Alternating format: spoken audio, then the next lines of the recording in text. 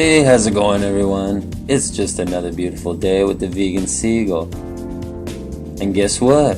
Stone Cold Steve Austin is vegan. Well, at least for a meal. If you don't know who Steve Austin is, then come on. Come on. Come on. Seriously, I'm talking about Stone Cold Steve Austin.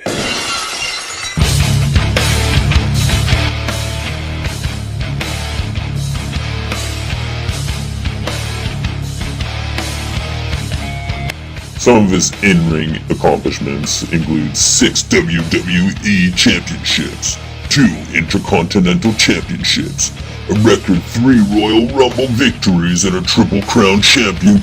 He was entered in the WWE Hall of Fame in 2009.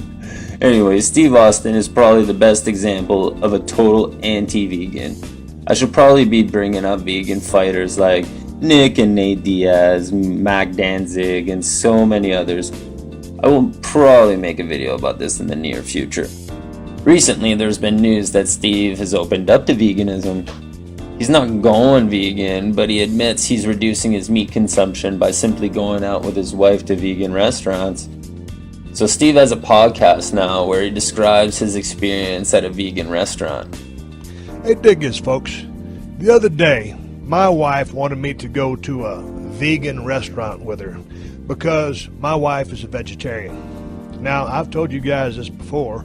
I'd never met a vegetarian in person until I met my wife. And it was somewhat of a shock to me when I met her, because I had never met a human being, much less a woman who I end up marrying, who did not eat meat.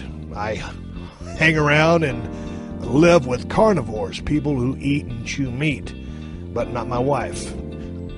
You know, this makes sense. It's not really his fault that he's so close-minded to veganism. He doesn't even know what it is.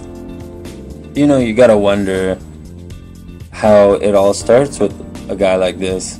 Maybe this is the wave for Steve Austin to go vegan. You know, me being a global icon and a national treasure, sure, man, I can skip meat for one meal and go hang out with my wife, and she just loves that place. So we get there, and we order the buffalo cauliflower as an appetizer. Now, the buffalo cauliflower is basically just cauliflower with buffalo sauce poured on top of it and then baked in an oven. And it was a pretty goddamn good buffalo cauliflower. I dug it. Yes, sir. Damn right. So anyway, I get the goatless Greek salad, and it was pretty damn good salad. I give it credit. And then I asked, and then when it came time to order, I ordered the mole bowl. Now, don't ask me what the mole bowl was, because I don't even know what mole is to this day, but I ate it. And if it had been a religious restaurant, it would have been the holy moly bowl. And one of the things that comes in the mole bowl is plantains. Now, a plantain this is what was explained to me, a plantain is just like a banana, except you don't eat it raw, you have to cook it. And so the mole bowl, or if we're in a religious place, the holy moly bowl, came with plantain in it. And so I'd already asked my wife what the plantain was, and when the waiter asked me what I wanted and if I wanted the plantain in there, I looked at him straight in the face and deadpanned, I'm a plantain activist and that I did not believe in the harming of plantains.